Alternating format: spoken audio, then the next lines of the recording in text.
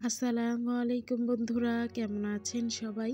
চলে আসলাম নতুন একটা রেসিপি নিয়ে। আশা করছি আজকের রেসিপিটিও ভালো লাগবে। আজকের রেসিপি গরুর বট বা ভুঁড়ি রান্না। অনেকেই আছি আমরা গরুর বটটা খেতে চাই না গন্ধের জন্য।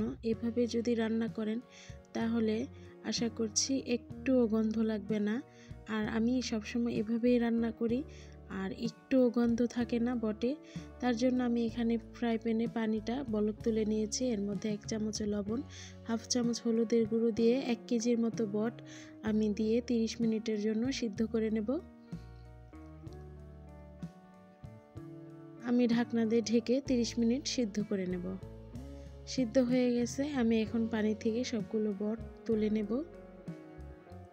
এভাবে ছেঁকে আমি সবগুলো তুলে নেব।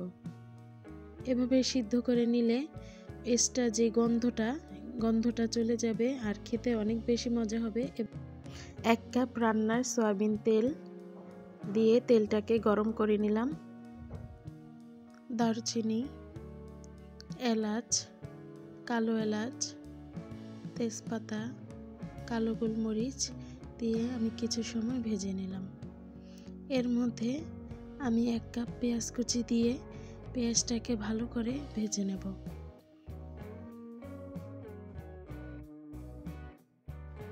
পেঁয়াজ ভাজা হয়ে গেছে, এর মধ্যে আমি 2 টেবিল চামচ আদা রসুন বাটা দিয়ে আমি কিছু সময় ভেজে নেব, যেহেতু আদা রসুনের কাঁচা গন্ধটা চলে যায় তার জন্য।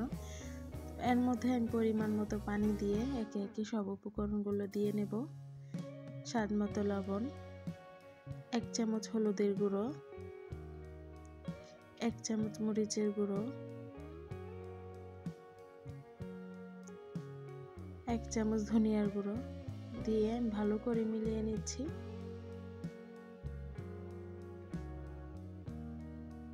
এক চা চামচ জিরের গুঁড়ো, 1 চা চামচ গরম মশলার গুঁড়ো দিয়ে আমি ভালো করে মশলাটাকে কষিয়ে নেব। মশলা যত কষাবেন রান্নাটা খেতে এত বেশি মজা হবে। সব সময় খেয়াল রাখবেন মশলাটাকে ভালো করে কষাতে। তাই যে কোনো রান্না হোক, ভালো করে মশলাটা কষালে রান্নাটা খুব ভালো হয়।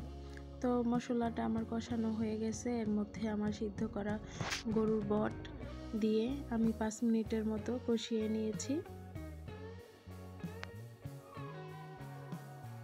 এখন আমি অল্প কিছু পানি দিয়ে দেব বটটা বাকি সিদ্ধ হওয়ার জন্য। এখানে আমি প্রায় হাফ কেজির মতো পানি দিয়েছি। বলক আসলে চুলার জালটা কমিয়ে আমি ভালো করে সিদ্ধ করে নেব।